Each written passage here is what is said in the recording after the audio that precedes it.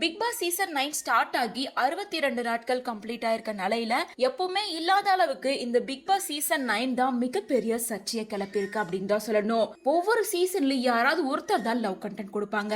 ஆனா இந்த சீசன் ஃபுல்லா எல்லாருமே தொடர்ந்து லவ் கண்டென்ட் கொடுக்க ஆரம்பிச்சிட்டாங்க.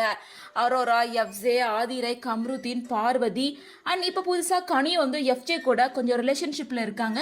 அது கொஞ்சம் வெளியில இருந்து பாக்குறவங்களுக்கு வியர்டா இருக்கு அப்படின்னு சொல்லிட்டு பல சர்ச்சையான விஷயங்கள் பேசப்பட்டு வந்திருக்கு. சோ இதுக்கு ரிப்ளை கொடுக்கற மாதிரி கனியோட சிஸ்டரான விஜயலட்சுமி வெளிப்படையா பேசி ஒரு வீடியோவை ஷேர் பண்ணியிருக்காங்க. அந்த வீடியோல அவங்க என்ன சொல்லியிருக்காங்கன்னா, இங்கே வந்து எல்லாருமே பிக் பாஸ் போகிறதுக்கு முன்னாடி ஒரு பிஆர் டீமை ரெடி பண்ணிக்கிறாங்க.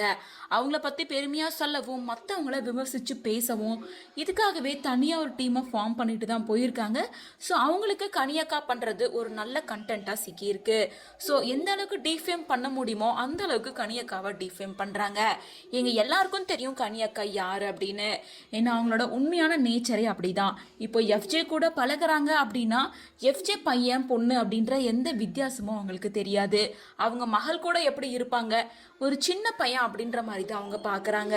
ஸோ அதனால் அவங்க எல்லாமே வந்து தப்பாக அதை ப்ளேம் பண்ணி நிறைய விஷயங்களை வெளியே பேசிகிட்டு இருக்காங்க. ஆனால் எங்களோட கனியக்கா அந்த மாதிரி கிடையாது.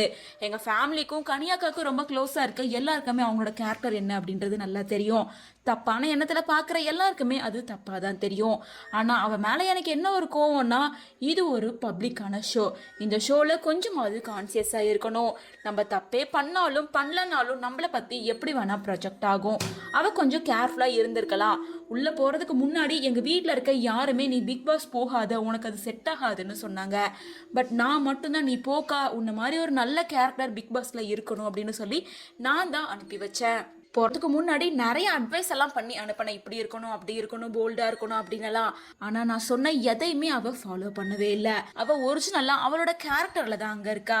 இதை நான் எக்ஸ்பெக்ட் பண்ணது தான். அவளை யாராலையும் மாற்ற முடியாது. எங்களை பொறுத்த வரைக்கும் கனியாக்கா ஒரு குட் சோல். அவள் எப்படி இருக்காளோ அதே மாதிரி தான் அங்கேயும் இருக்கா. பார்க்குறவங்க கண்ணில் தான் தப்பு இருக்கு. நானும் கனிக்கு ஒரு மெசேஜ் கொடுத்துருந்தேன், தனியாக விளையாடு, யார் கூடயும் சேர்ந்து விளையாடாத, உன்னோட கேமை மட்டும் பாருன்னு சொன்னேன். ஆனால் அவள் கொஞ்சம் கூட கேட்கவே இல்லை.